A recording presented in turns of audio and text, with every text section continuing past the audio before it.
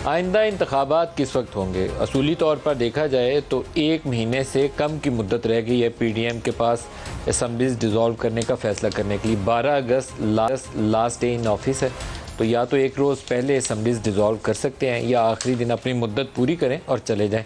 दोनों के हवाले से जो आइनी तौर पर तरीक़ाकार है, अगर तो लास्ट डे इन ऑफिस मुकम्मल करते हैं तो 60 रोज़ के अंदर इंतखाबात करवाने की शर्त है, with in 60 days. Election scheme जो है वो 52 रोज़ के करीब है पाकिस्तान में। 52 या 54 रोज़ जितने भी इलेक्शन कमीशन ऑफ पाकिस्तान तय करे, तो उससे ज़्यादा आगे जा नहीं सकता, 60 रोज़ के अंदर अंदर करवाने हैं। दूसरा तरीकाकार यह है कि एक रोज़ अगर पहले डिज़ोल्व कर दें तो फिर इलेक्शन कमीशन ऑफ पाकिस्तान के पास मैक्सिमम 90 डेज़ है, ये अपर लिमिट है 90 डेज़ की, उसके अंदर अंदर इंतखाबात करवाने हैं। तो दोनों सूरतों में अक्टूबर के पहले हफ्ते से लेकर नवंबर के पहले हफ्ते तक कोई भी एक मुद्दत हो सकती है जिसमें ये मुद्दत पूरी हो जाएगी और इंतखाबी अमल की तरफ बढ़ना पड़ेगा। अब पीडीएम की हुकूमत के हवाले से 2 इतलात हैं। पहली तो ये थी कि पाकिस्तान मुस्लिम लीग नवाज़, उसका एक सोच का जो ज़्यादा हावी उसका पहलू ये था कि लास्ट डे इन ऑफिस पूरा करें और जितना जल्द अज जल्द मुमकिन है इंतखाबात की तरफ चले जाएं, क्योंकि 9 मई के वाक़यात के बाद तहरीक इंसाफ जो है वो अंडर प्रेशर है, उसके बंदे भी काफ़ी सारे उसका साथ छोड़ गए।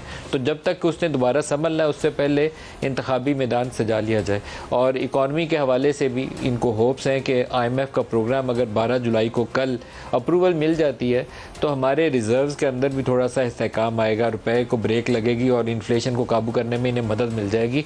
$2 अरब सऊदी अरब ने आज पाकिस्तानी रिज़र्व्स में स्टेट बैंक ऑफ पाकिस्तान में ये डिपॉजिट के तौर पर जमा करवाए गए, सिर्फ रिफ्लेक्ट होंगे पाकिस्तानी रिजर्व्स में, हम उसको इस्तेमाल नहीं कर पाएंगे, लेकिन फिर भी हमारी जो ओवरऑल पिक्चर है रिजर्व्स की वो बेहतर हो जाती है। इसी तरह UAE से इसी तरह के डिपॉजिट की तवक्को है और चाइनीज़ लोन जिस तरीके से पहले रोल ओवर हुए वो भी रोल ओवर हो जाएंगे। तो 2-3 महीने एक ऐसी सिचुएशन पैदा कर सकते हैं, ये उनकी होप्स हैं। लाजमी नहीं है कि एज इट इज़ सारा कुछ आगे चले, लेकिन PMLN की होप्स ये हैं कि 2-3 महीने में एक फील गुड इन्वायरमेंट वो क्रिएट कर सकते हैं जिसमें इंतखाबात में जाना आसान होगा। लेकिन एक तलवार नवाज शरीफ के सर पर लटक रही है जिसका हल अभी उनके पास नहीं है।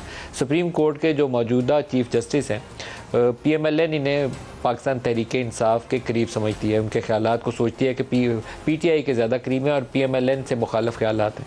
इसलिए वो इंतज़ार करना चाहते हैं कि 16 सितंबर तक, जब तक वो उनकी रिटायरमेंट की मुद्दत पूरी नहीं हो जाती, तो नवाज़ शरीफ का वो जो 5 साल नाअहली या ताहयात नाअहली, ये मामला उनके सामने ना लगे।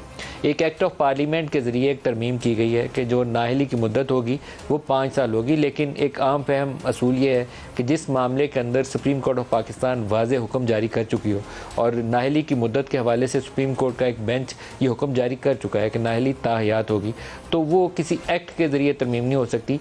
उसको आप कॉन्स्टिट्यूशनल अमेंडमेंट से 2/3 अक्सरियत के साथ आइए और आइन के अंदर एक तरमीम करके तरीक़ाकार वज़ा कर दीजिए।